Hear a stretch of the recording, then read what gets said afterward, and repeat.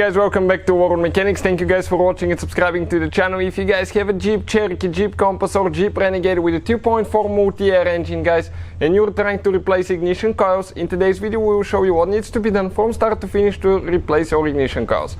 Now, as you can see guys, the engine is out of the car. You do not have to remove the engine out of the car to replace ignition coils. Why we removed it? Because we have more than 100 videos on that engine alone, and that way we can show you how to do things with the camera, because if it's in the vehicle it's practically impossible.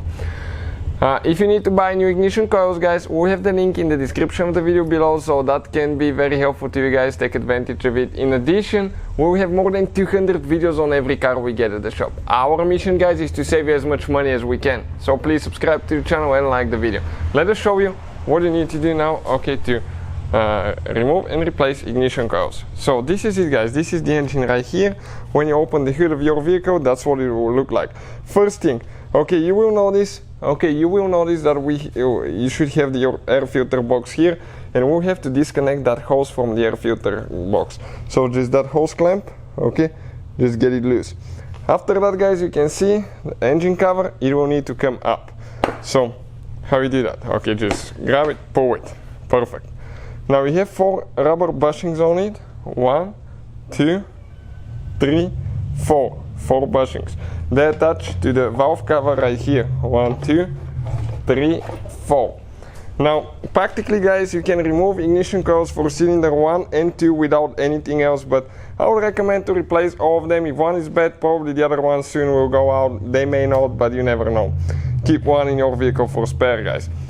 So after you disconnected the hose from the air filter box, right here, guys, okay, we have that bolt that we need to get loose. We'll show you how to access all 4 coils, not just one, guys. So that way we'll have to remove that intake hose. Perfect.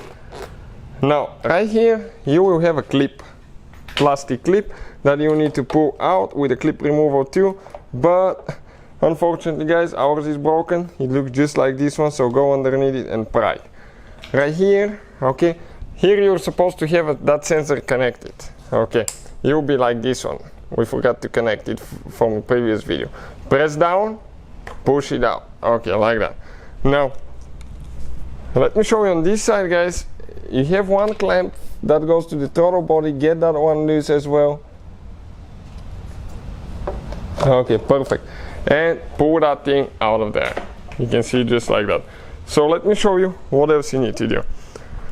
Right here, guys, is all 4 ignition coils. 1, 2, 3, 4. 4 coils.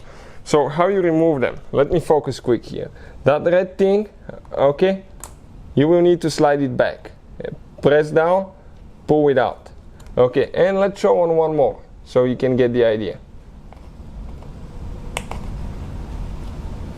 Okay, this one even came out.